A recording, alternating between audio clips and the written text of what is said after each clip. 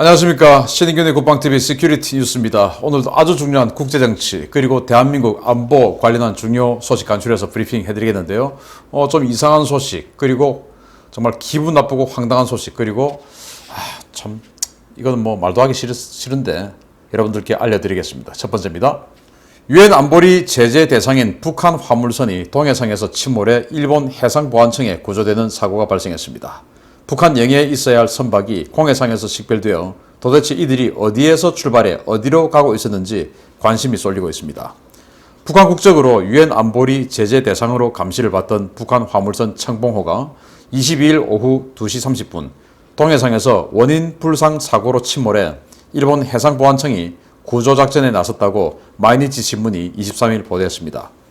이날 사고는 22일 오후 청봉호가 원인불상 침몰하면서 승조원 21명 전원이 구명정으로 탈출해 국제공용통신망으로 구조 요청을 하면서 알려졌는데요.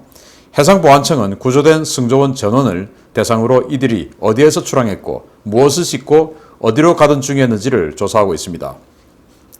이들은 최초 진술에서 철강 6,500톤을 싣고 함경북도 청진항을 출발해 북한 황해북도 송림항으로 가던 중에 사고를 당했다고 주장하고 있는데요. 일본 당국은 이 배가 유엔 제재 대상인 점, 일반적인 한국 영해 우회 항로보다 250km 이상이나 동쪽에서 사고가 발생한 점 등에 주목하고 이들의 진술 신빙성을 조사하고 있습니다. 실제로 청봉호를 구조한 것은 일본 마이즈루에 본부를 두고 있는 해상보안청 제8관구이고 해상보안청이 청봉호를 구조한 해역은 오키섬 북방 해역이므로 일반적인 북한 선박이 취하는 우회 항로를 크게 벗어나 있습니다. 일본 당국은 이 배가 동해 공해상에서 불법 환적을 실시했을 가능성이 있다고 보고 관련 조사를 진행 중에 있는데요. 유엔 안보리는 안보리 결의 제2397호를 통해 북한에 대한 철강 수출을 전면 금지하고 있는 만큼 이들이 싣고 있었던 철강이 어디에서 온 것인지 이들이 왜 일본 근해에 있었던 것인지 관심이 쏠리고 있습니다. 자, 유엔 제재 대상의 이 배입니다. 청봉호 5,500톤짜리 배인데 그들의 주장대로는 6,500톤의 철강을 싣고 있었답니다. 일본 북한 청진에 그 제강소가 있죠. 그래서 자기네들 주장으로는 그 제강소에서 철강을 싣고 이 한반도를 돌아서 이 황해도의 송림에 내려주기 위해서 가던 중이었다. 그런데 이제 침몰했다라고 밝혔다라는 것인데요. 문제는 이들이 평소에 당연히 운행해야 할 그 항로와는 전혀 다른 코스로 가고 있었다는 겁니다. 자, 이게 이제 일본 해상보안청이 청봉호의 최근 이런 그 항적들을 다 이렇게 선으로서 조합해서 공개한 내용인데요. 여기 보시면 뭐 여기 이제 자기네들 예단을 왔다 갔다 하고 있습니다. 그러다가 이제 가끔 이렇게 동해 밖으로 크게 이렇게 우회해서 나가는데 이 중간에 있는 선들은 이제 이 부산 밑에서 또는 제주도 밑에서 이 AIS를 껐을 때 그걸 이제 이렇게 선으로 연결한 거니까 뭐 육지로 간 거 이건 아니에요. 아무튼 그동안 움직임을 보면 동해 바깥으로 크게 우회를 하는 모습을 볼 수가 있는데 이건 기존의 북한 선박들이 한반도로 우회해서 동해에서 서해로 갈 때 운행하던 그 코스보다 크게 동쪽으로 갔다 이거예요. 그래서 이렇게 굳이 물류를 효율성을 중요시해야 될 이 물류 시스템에서 이렇게 많은 연료를 떼가면서 동쪽으로 갈 이유가 있나? 이건 뭔가 다른 일을 하러 간 게 아니냐라고 이제 판단을 하는 부분이 되는 것이고, 즉 이 철강은 북한이 해외 수출을 할 수 없도록 딱 제재 품목에 들어가 있는 바로 그 품목인데 이 철강을 혹시 동해에서 공해상에서 어떤 다른 나라에게 환적하다가 이 뭔가 그 백길이 부딪혀서 사고가 난 것은 아니냐 이렇게 보고 있는 것이죠. 당연히 이 배는 침몰해서 바닷속으로 들어갔습니다. 동해 바다도 얼마나 깊습니까? 그래서 지금은 뭐 사고의 흔적이나 부딪힌 흔적이나 이런 걸 찾을 수는 없어요. 그래서 그냥 바닷속으로 들어가고 없고 여기에 있는 승조원 전원은 구명정을 타고 이제 이렇게 탈출을 했고 아까 보셨던 첫 번째 사진이죠. 이 배는 처음에 이제 해상보안청 그 경비함이 도착을 했을 때 이 정도로 넘어져 있었던 상태고 곧 이제 바닷속으로 침몰해서 완전히 그냥 침몰에 들어갔다라는 겁니다. 그래서 아직도 이 동해 또는 남해 동중국해에서 이렇게 북한 화물에 대한 환적의 그런 정황들이 계속 지금 보여지고 있는데 유엔 안보리 제재 확실하게 지켜져야 북한이 손들고 나오는 겁니다. 이런 식으로 계속 숨구멍이 생기면 안 되는데 우리나라가 여기에 개입이 돼 있지 않았기를 기대합니다. 두 번째입니다. 도대체 어떻게 이런 극단적이고 편협한 사고를 가지고 있는 사람이 우리 외교관들을 키워내는 국립외교원의 수장으로 있는 것인지 정말 소름이 끼칩니다. 한미 정상회담에서 한미일 삼각공조를 공동선언문에 명시한 직후 국립외교원장이 한미일 삼각공조를 거부하는 발언을 해 논란이 되고 있습니다. 평소에도 극단적인 반미, 반일 성향으로 종종 도마에 올랐던 김준영 국립외교원장이 일본은 한미 협력에 끼어들 틈이 없다라며 한미일 삼각 협력에 대한 거부 의사를 밝혀 논란이 되고 있습니다. 김 원장은 24일 혈세 흡혈 논란의 중심에 있는 TBS 라디오 김어준의 뉴스공장에 출연해 우리는 미국과 대등한 협력이 있는데 일본은 그렇게 할 수 없다라며 한국이 일본에 대해 대미 협상력 우위에 있다는 황당한 주장을 들고 나왔습니다. 그는 한미 공동선언에 일본과 관련된 내용이 하나도 안 들어갔고 한미일 협력이라는 미국 측의 의견만 반영해 일본은 딱 한 곳만 들어갔다. 단독도 아니고 한일 문제도 아니고 라며 일본은 반도체나 백신 영향에서 끼어들 틈이 없다는 것이 증명되었다. 지금 제일 중요한 부분에 대해서는 일본이 경쟁력이 많이 떨어진다 라며 한국과 미국은 대등하고 일본은 한참 떨어지는 나라라는 주장을 꺼냈습니다. 이 자리에 함께 출연한 정세현 민주평화통일자문회의 수석부의장도 일본에 기회를 주지 않고 우리에게 기회를 준 것은 미국의 동아시아 정책 차원에서 볼 때 한국이 미국에 훨씬 유용하다는 판단을 했기 때문이라는 주장을 들고 나왔습니다. 이 같은 주장은 지난 미일 정상회담에서 양국이 반도체 협력과 쿼드 백신 파트너십을 명시했고 백신과 치료제 공동 개발을 합의한 것은 물론 백신 1억 회분 물량을 조기에 가져온 결과를 완전히 무시하는 인지 부조화가 아닐 수 없는데요. 국민을 얼마나 개돼지로 보나 하면 불과 한 달 전에 있었던 사실을 전부 덮고 사실을 호도하며 이른바 강성대국 놀이를 하고 있는지 어떻게 이런 자들이 외교 안보 정책을 수립하는 핵심에서 자리들을 차지하고 있는지 기가 찰 뿐입니다. 김준영, 저는 이 자에 대해서는 이 사람이라고도 하고 싶지 않아요. 이 자에 대해서는 말할 가치가 없는 사람이다. 연세대 8학번을 알고 있는데 문정인 사단으로 알려져 있어요. 자, 아주 운동권 출신이었고, 그래서 완전히 우리가 생각할 때는 저건 종북 좌파, 극좌파들 아니냐라고 하는 그런 단체에 가서 강연하고 같이 어울리고 이런 사람이에요. 이 사람이 최근에 뭐라고 했냐? 한미동맹은 가스라이팅이다. 이렇게 이야기를 했죠. 즉, 우리는 한미동맹에 너무 중독되어 있다. 그래서 동맹이 없으면 우리는 죽는 줄 알고 있다. 근데 그게 아니다. 그래서 진정한 한반도 평화체제가 구축되려면 주한미군이 철수해야 된다. 이런 소리를 했던 사람입니다.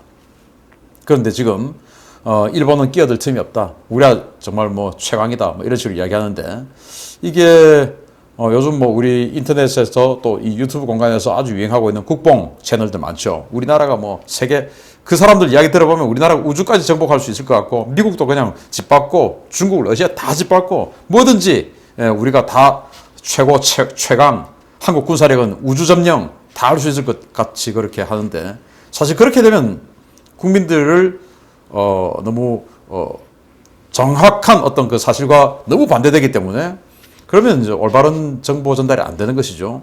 밀리터리 마니아들이 저를 싫어합니다. 왜 싫어하냐? 저는 사실을 이야기하니까 꿈과 희망을 못 주는 것이죠. 어떤 유튜버들처럼 우리가 최고야. 우리의 이 무기를 보고 중국이 깜놀해서 벌벌 떨어. 이렇게 이야기를 해주면 많은 국민들이 야 진짜 그런가 보다 하고 하지만 그러면 안 되죠. 그래서 저는 사실을 이야기하기 때문에 사실을 이야기하면 서글픈 일이 너무 많습니다. 그래서 그런 유튜브 채널 하시는 분들이 과연 이 군사안보 분야에서 진짜로 육군본부, 해군본부, 공군본부 또는 해병대 전력발전처 이런 데하고 같이 회의를 하면서 미래 전략을 논의하고 지금 현재의 정보를 다 듣고 이렇게 하고 하는 건 아니겠죠. 그렇지만 저는 수년간 이제 그렇게 해왔으니까 사실은 많이 알아요. 그런데 많이 안 상태에서 좀 서글픈 일이 많습니다, 사실은. 그렇지만 이제 그 서글픈 일을 최대한 조금 이제 빼고 사실을 좀 전달해 드리려고 노력을 하는데 그렇지만 훌륭한 부분도 사실은 많이 있어요. 그렇지만은 사실이 아닌 것은 아니다. 그런데 지금 이 사람처럼 우리가 최고야. 일본은 끼어들 틈이 없어. 그렇게 되면 얼마나 좋겠습니까? 일본 정말 확 짓밟아서 그냥 자근자근 밟았으면 좋겠죠. 그런데 사실은 현실 그대로 이야기를 해야 우리 국민들이 올바른 판단을 할 수 있죠.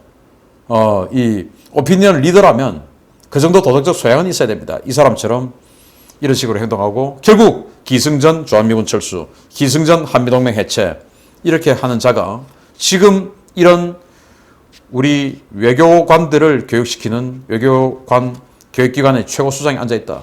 이런 건 너무 서글픈 일이다. 그러나 또 한편으로는 이런 자가 이런 자리에 있기 때문에 중도 진영에서 봤을 때 정말 큰일이구나.